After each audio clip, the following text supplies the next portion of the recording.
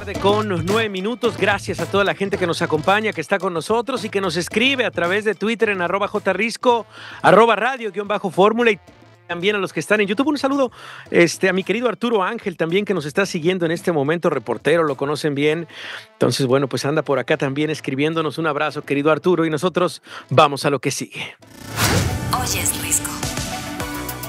Bajo el liderazgo de la presidenta de México, doctora Claudia Sheinbaum, hemos diseñado una estrategia nacional de seguridad basada en 4 ejes. Y vamos a disminuir los delitos de alto impacto. Van a disminuir, porque hay una estrategia y se va a cumplir. En el sexenio pasado se hicieron esfuerzos muy grandes para que Estados Unidos entendiera que parte del gran problema que tenemos en México de la violencia es producto del armamento que viene de Estados Unidos. Y como lo decía, tal vez dentro de esta agenda nacional, el punto más importante en donde los medios particularmente hemos estado muy al pendiente tiene que ver con una crisis de inseguridad que no para, una espiral de violencia a la cual tristemente nos hemos acostumbrado. En los últimos días hubo este asesinato del presidente municipal de Chilpancingo, Guerrero, una de las ciudades más importantes del país, un asesinato atroz, en donde, bueno, lo que muestra el crimen organizado es quién manda y cómo, nos lo decía el propio Juan Angulo, del sur de Guerrero, extraordinario periodista, decía si tuviera que subrayar una palabra, la palabra impunidad, cómo hacen lo que quieren y han hecho lo que quieran desde hace tantos años.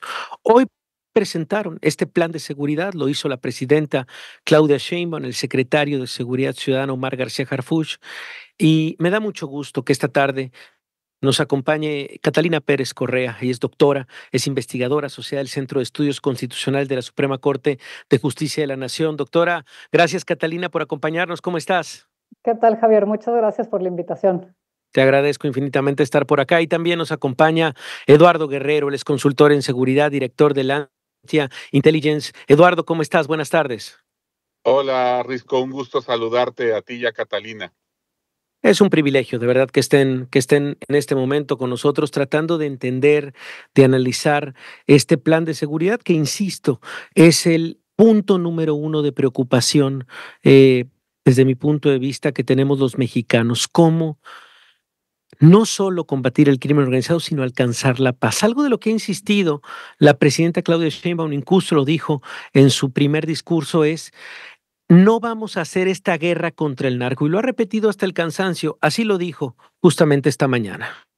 Lo primero que es muy importante es: no va a regresar la guerra contra el narco de Calderón. No buscamos ejecuciones extrajudiciales, que era lo que ocurría. Nosotros, ¿qué vamos a usar? Prevención, atención a las causas, inteligencia y presencia. ¿Qué decir, Catalina, de esta insistencia, bueno, de parte de la presidenta? No vamos a hacer la guerra contra el narco como lo hizo Felipe Calderón, desmarcarse, pues, de algo que cuesta trabajo entender, Catalina. Sí, a ver, me parece curioso que exista esta insistencia.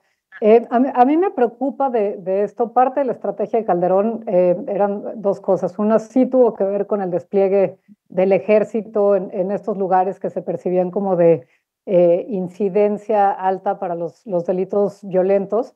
Y la otra parte tenía que ver con la detención de objetivos estratégicos.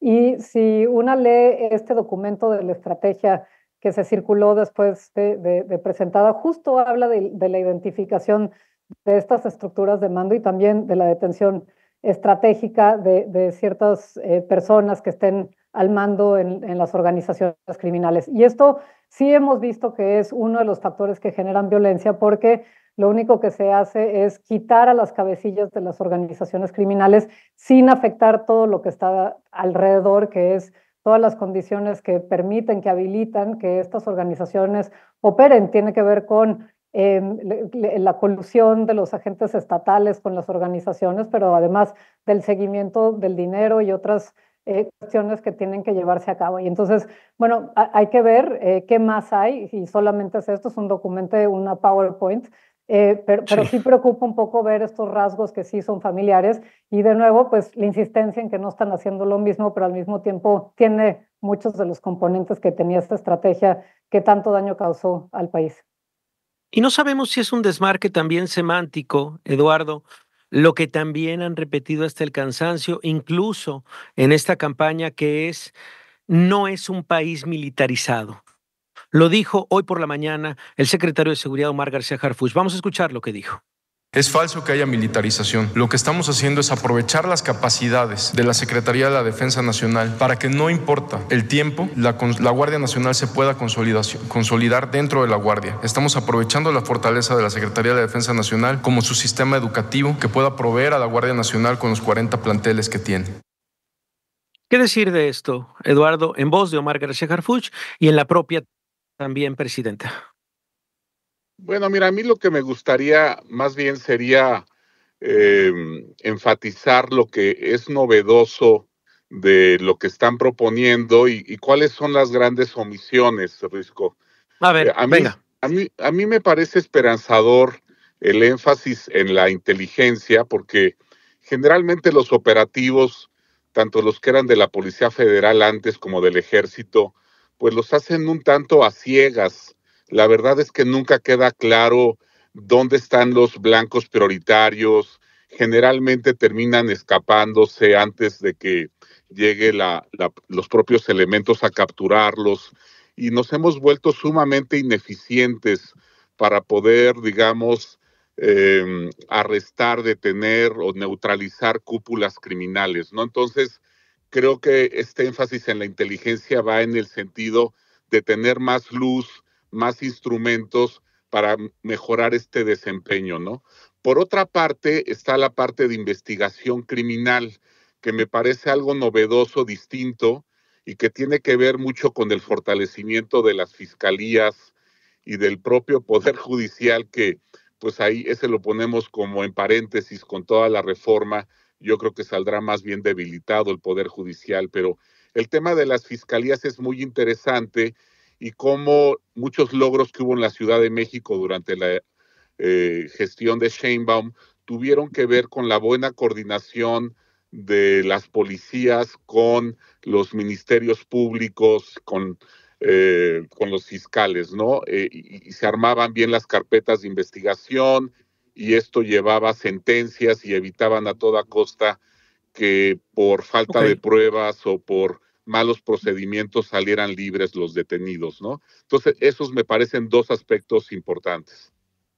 A ver, y me parece, bueno, dentro de estos ejes de la Estrategia Nacional de Seguridad, dice, me parece que es novedoso el fortalecimiento entonces de inteligencia e investigación, pero es uno de los ejes. Sí. Hay otros tres, Catalina. Uno tiene que ser atención a las causas, otro es la consolidación de la Guardia Nacional, y el cuarto es la coordinación absoluta en el Gabinete de Seguridad con las entidades federativas.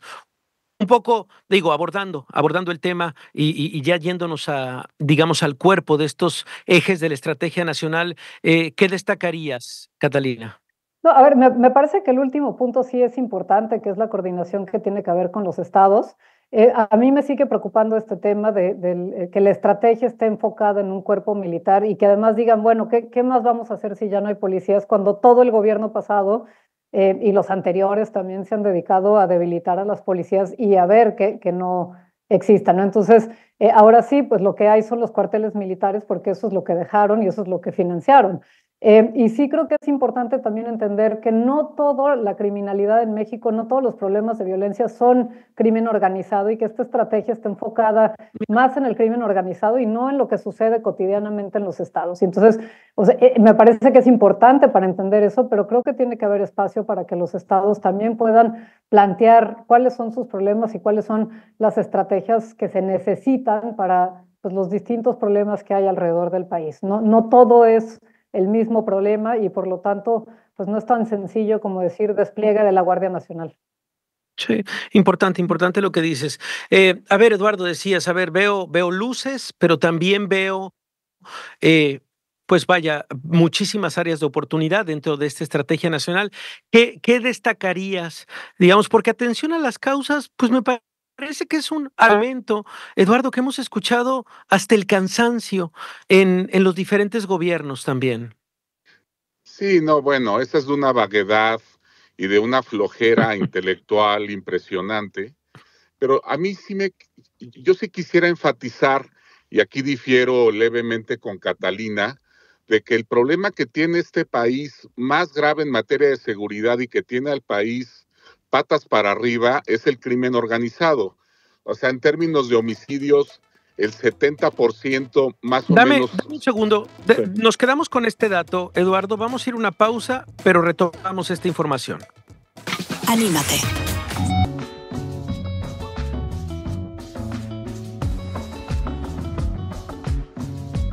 4 minutos y nos parecía muy relevante en este programa dedicarle 2 bloques justamente al análisis de esta Estrategia Nacional de Seguridad, tal vez el pendiente que todos los mexicanos tenemos en la cabeza y el cómo no ha funcionado, han sido estériles los diferentes intentos por parte de diferentes gobiernos también para alcanzar la paz en este país. Y Eduardo, nos estabas compartiendo un poco, pues bueno, cuál es o cómo se enfoca específicamente en el crimen organizado. Nos estabas dando algunas cifras sobre esta estrategia de seguridad. Eduardo, adelante.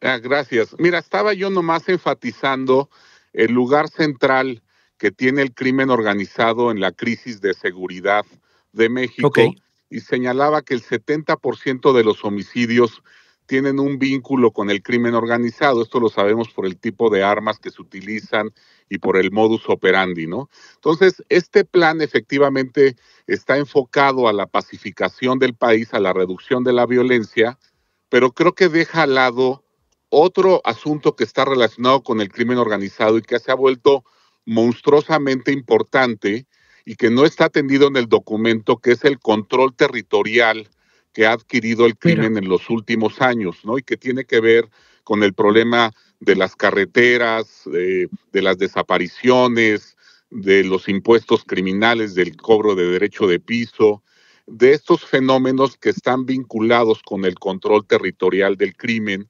Y sí me sorprendió mucho verlo tan ausente, completamente ausente del documento, ¿no? mira. Y creo que es algo que hemos repetido. Catalina, has dedicado también varias columnas en el Diario Universal sobre esto, sobre el financiamiento también del crimen organizado y los pocos esfuerzos que se han hecho también desde las diferentes autoridades para eso, para atacar, pues vaya, el líquido, el dinero también de los grupos del crimen organizado, un poco yendo de la mano con esto que le sorprende también, Eduardo. Sí, a ver, yo creo que otra de las cosas que está ausente para agregar a lo que estaba diciendo Eduardo tiene que ver con el control de las armas.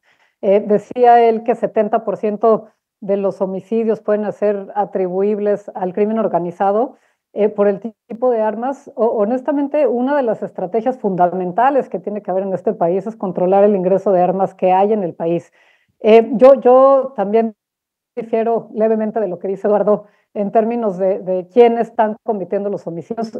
Sí, hay algunas señales que nos pueden decir que se trata de crimen organizado, pero en el fondo lo que hay es un problema de impunidad. Los homicidios de este país no se investigan por las policías, no se investigan por las fiscalías, incluso los casos como Ayotzinapa, al final, cuando está toda la voluntad del gobierno diciendo este homicidio, esta desaparición de estudiantes se va no va a haber impunidad, se va a resolver. Lo que encontramos al final es un sexenio más en el cual no se resuelve. Y esto me parece que sí es fundamental, porque sigue habiendo impunidad, no se está hablando de cómo se va a resolver el tema de la impunidad y lo que yo decía antes, el tema del involucramiento de los agentes estatales con el crimen organizado. No existe el crimen organizado sin entender cuáles son los nexos que hay con las autoridades y ahí es donde topa el gobierno federal, ahí es donde topan los militares, porque no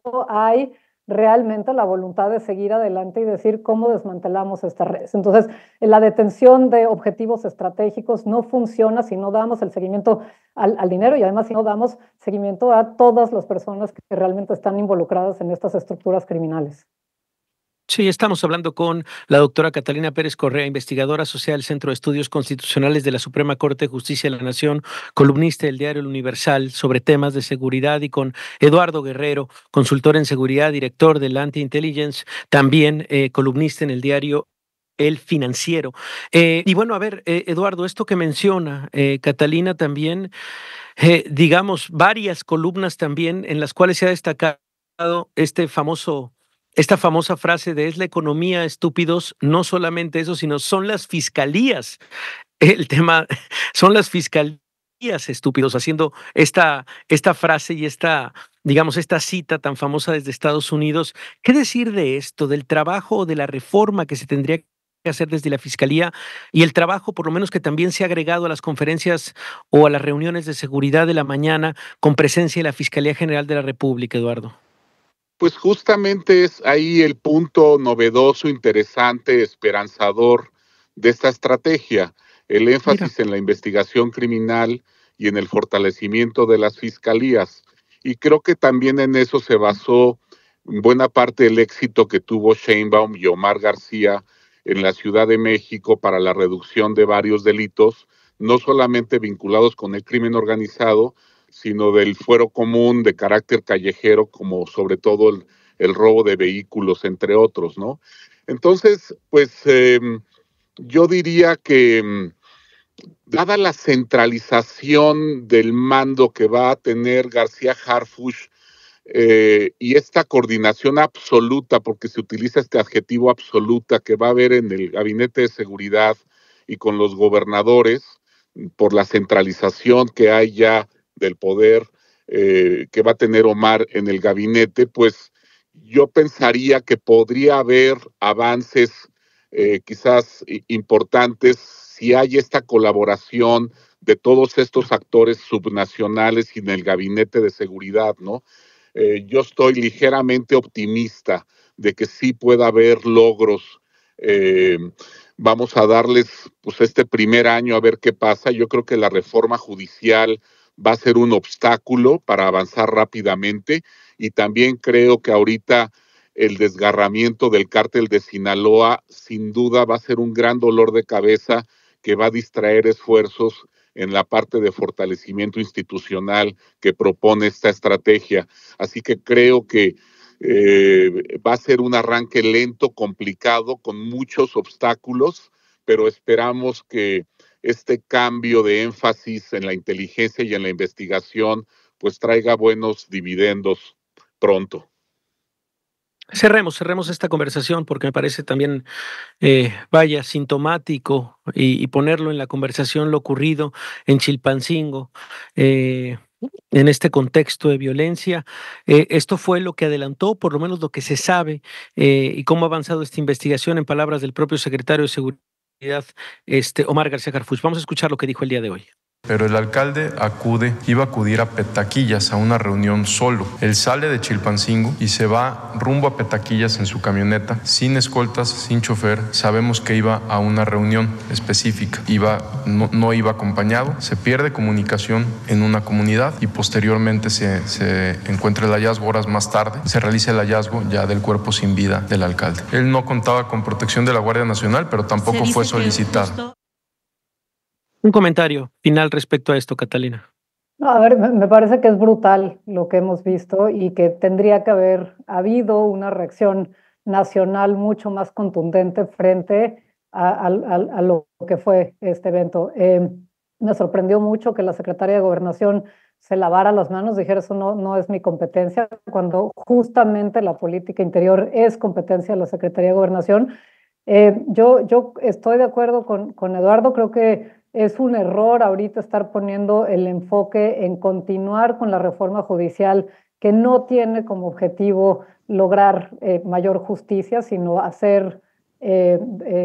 quitarle autonomía e independencia al Poder Judicial. Y el enfoque sí tendría que estar en las fiscalías y en las policías, en la formación de policías. Y me parece que, digo, para terminar con un tono positivo, por ahí sí se habla del fortalecimiento de las policías locales. Ojalá que este sexenio sí se tomen en serio, porque lo que Ojalá. sí sabemos es que no podemos continuar sin policías locales que funcionen, y pues esto es un pendiente que tenemos sexenio tras sexenio, y sí sabemos que la militarización no va a funcionar como una forma, una estrategia de seguridad que sea sustentable y que se pueda prolongar a lo largo del tiempo. Un comentario final, Eduardo, para cerrar en un minuto. Pues mira, es esperanzador el fortalecimiento de la Secretaría Ejecutiva del Sistema Nacional de Seguridad Pública, porque la van a convertir en un ente que va a evaluar el trabajo de las fiscalías y policías estatales. También va a supervisar las compras, porque hay muchísima corrupción en los estados y municipios con el manejo de los recursos federales, que obviamente ha disminuido el impacto que deberían tener en el fortalecimiento institucional. Y finalmente va a crear también una gran academia policial que se suma a las que ya existen para certificar y para los controles de confianza de los elementos, que creo que es también fundamental, es indispensable para mejorar el desempeño policial. Así que por ese ángulo también hay algo de luz. Ojalá se concrete, querido Risco. Pues bueno, pues me parece que son dos voces que han dedicado años a la situación de violencia en este país a través de estudios, investigación y datos. Para nosotros era muy importante escucharlos en este banderazo, digamos, de salida en estos ejes de la Estrategia Nacional de Seguridad. Gracias, Catalina, por acompañarnos esta tarde, y gracias también, Eduardo, por acompañarnos. Buenas tardes. Un abrazo para Catalina y otro para ti. Bye, bye. Gracias. Un abrazo. Vamos.